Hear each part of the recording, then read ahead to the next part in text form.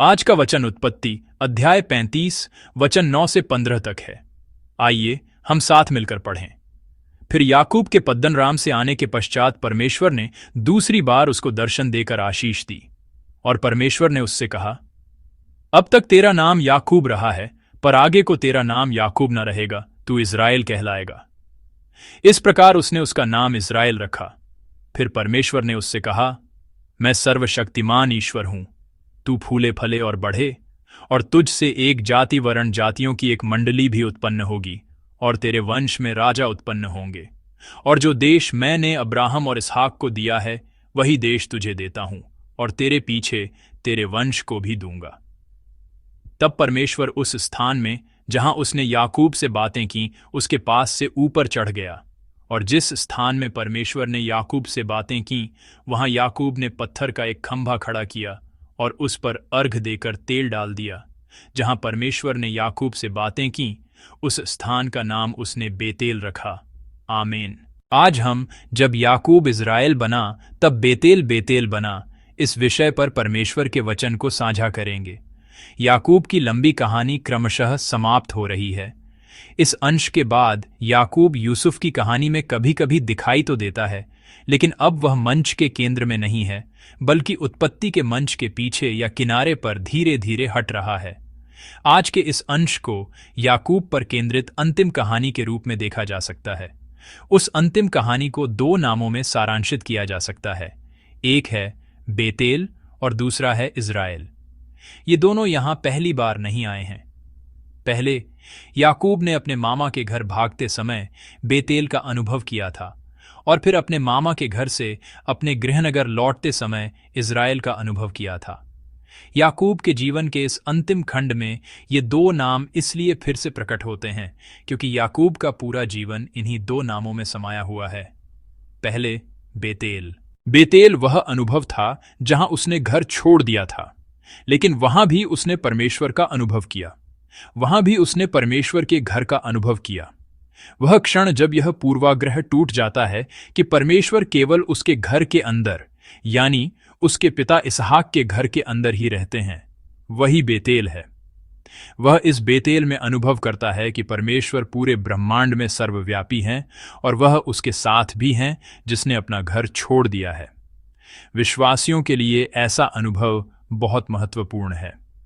अपने पूर्वाग्रहों, अपनी बंधी बंधाई धारणाओं को तोड़कर परमेश्वर को परमेश्वर के स्थान पर रखना और उस परमेश्वर से मिलना, यह अनुभव करना बहुत महत्वपूर्ण है।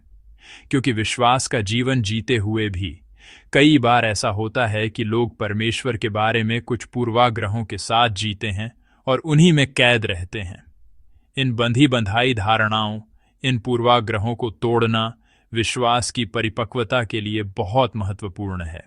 जैसे एक चूजा अपने अंडे के छिलके को तोड़कर बाहर आता है, यह एक सीमा को पार करने, एक दीवार को तोड़ने और परमेश्वर के एक नए, गहरे, व्यापक और महान स्वरूप का अनुभव करने की घटना है। याकूब का यह बेतेल एक ऐसा ही अनुभव था, एक ऐसा क्षण था जिसने उसके विश्वास की बंधी बंधाई धारणाओं को तोड़ दिया।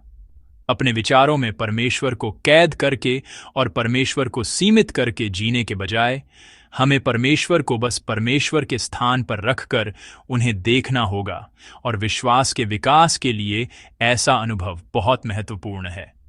जब मैं कभी कभी बाइबल की व्याख्या करते हुए वचन सुनाता हूं, तो कई लोग यह स्वीकार करते हैं, मैंने अपने विश्वास के जीवन में बाइबल को कई बार पढ़ा है और अनेक उपदेश सुने हैं, लेकिन मैंने कभी किसी को इस अंश की इस तरह व्याख्या करते या इस पर इस तरह उपदेश देते नहीं सुना। मैं ऐसे लोगों से अक्सर मिलता हूं। वास्तव में मैं बाइबल की कोई विशेष व्याख्या नहीं करता। सटीक रूप से कहूं तो मैं बस बाइबल की व्याख्या वैसे ही करता हूं जैसी वह है। तो फिर मेरी बाइबल की व्याख्या और मेरे द्वारा दिए गए वचन थोड़े अनोखे और विशेष क्यों लगते हैं? क्योंकि आश्चर्यजनक रूप से बहुत से लोग बाइबल को वैसे नहीं पढ़ते जैसी वह है, यानी वे पूर्वाग्रहों और बंधी बंधाई धारणाओं के साथ बाइबल पढ़ते हैं। इसलिए वे अक्सर बाइबल में निहित वास्तविक अर्थ को गलत समझ लेते हैं या उसे देखने से चूक जाते हैं। जब आप बाइबल को वैसे ही पढ़ना शुरू करते हैं जैसी वह है, तो आप अनुभव करेंगे कि आपको और भी बड़ा अनुग्रह प्राप्त होता है। पूर्वाग्रहों और बंधी बंधाई धारणाओं से परे जाकर परमेश्वर को केवल परमेश्वर के रूप में देखना, बाइबल को परमेश्वर के वचन के रूप में पढ़ना, यह आसान काम लग सकता है, लेकिन यह इतना आसान नहीं है। इसलिए हमारे लिए भी इस बेतेल का अनुभव, परमेश्वर को परमेश्वर के रूप में देखने का अनुभव महत्वपूर्ण है। दूसरा है इज़राइल। बेतेल उस स्थान को दिया गया नाम है जहां परमेश्वर का अनुभव हुआ, लेकिन इज़राइल याकूब को दिया गया एक नया नाम है। जैसा कि आप अच्छी तरह से जानते हैं, इज़राइल का अर्थ है उसने परमेश्वर और मनुष्यों के साथ कुश्ती लड़ी और प्रबल हुआ। वास्तव में उस अर्थ से भी अधिक महत्वपूर्ण यह है कि परमेश्वर के साथ संबंध और परमेश्वर के साथ अनुभव उसका नाम बन गया। यह महत्वपूर्ण है कि परमेश्वर उसके नाम का हिस्सा बन गए। उसका नाम परमेश्वर द्वारा परिभाषित होने लगा और उसका जीवन परमेश्वर द्वारा परिभाषित होने वाला जीवन बन गया। किसी व्यक्ति की पहचान कैसे निर्धारित होती है? जो लोग परमेश्वर को नहीं जानते, वे अक्सर अपनी पहचान को किसी स्थान, माता पिता या परिवार से जोड़कर परिभाषित करते हैं। उदाहरण के लिए, हमारे देश के लोग अपना परिचय देते समय कहते हैं, मैं किम्हे से किम हूं या मैं मिलियांग से पार्क हूं। इस तरह के परिचय में स्थान और परिवार के बारे में जानकारी होती है।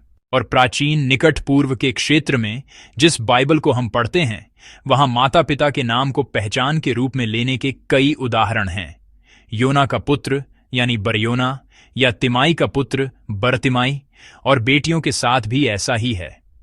बतशेबा, जिसका एक अर्थ शेबा की बेटी है और जो ऊरिय्याह की पत्नी थी, ऐसा ही एक नाम है।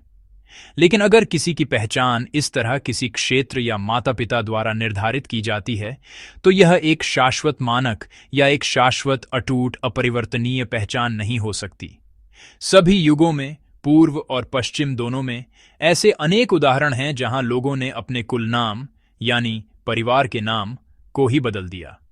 जैसा कि आप अच्छी तरह जानते हैं, ये ज्ञात है कि वांग गौंड के वंशजों ने गोरियो राजवंश के पतन के बाद अपना कुल नाम बदल दिया था। इतिहास में ऐसे भी उदाहरण हैं जहां हिटलर के परिवार के सदस्यों ने द्वितीय विश्व युद्ध से पहले और बाद में हिटलर नाम को बदलकर कोई और नाम, यहां तक कि एक अंग्रेजी शैली का कुल नाम भी अपना लिया। परिवार या क्षेत्र जैसे मानक एक शाश्वत पहचान नहीं हो सकते। यह कृत्रिम है और इसे कभी भी बदला जा सकता है। लेकिन अगर परमेश्वर के साथ संबंध और परमेश्वर के साथ अनुभव किसी के नाम में अंकित हो जाए, तो यह उस व्यक्ति की शाश्वत अपरिवर्तनीय पहचान बन सकता है जिसे किसी भी चीज से बदला नहीं जा सकता। इज़राइल शब्द इस अर्थ में महत्वपूर्ण है। परमेश्वर का नाम मेरे नाम का हिस्सा बन गया। मेरा जीवन एक ऐसा जीवन बन गया जिसमें परमेश्वर हस्तक्षेप करते हैं। याकूब की यात्रा में बेतेल और इज़राइल इस अर्थ में बहुत महत्वपूर्ण हैं। बेतेल वह स्थान जहां उसने परमेश्वर से गहराई से मुलाकात की, और इज़राइल वह नाम जो परमेश्वर के साथ संबंध में दिया गया था। एक ऐसा जीवन जहां परमेश्वर मानक बन जाते हैं और परमेश्वर पहचान बन जाते हैं, अब याकूब का जीवन बन गया था। याकूब के जीवन को इस तरह बेतेल और इज़राइल, इन दो नामों में सारांशित किया जा सकता है। लेकिन प्रिय विश्वासियों, केवल इसी से याकूब के जीवन को सारांशित करना जल्दबाजी होगी, क्योंकि आज के पाठ में इससे कहीं अधिक महत्वपूर्ण एक नाम, याकूब के जीवन का सबसे महत्वपूर्ण नाम दिखाई दे रहा है। आइए हम आज के पाठ का 11वां पद एक साथ पढ़ें। आइए एक साथ पढ़ें।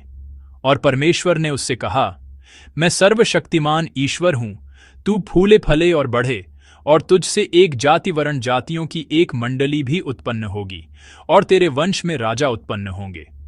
आमीन। यहां परमेश्वर स्वयं अपना नाम प्रस्तुत कर रहे हैं। परमेश्वर का एक नाम प्रकट होता है। परमेश्वर अपना परिचय क्या कहकर दे रहे हैं?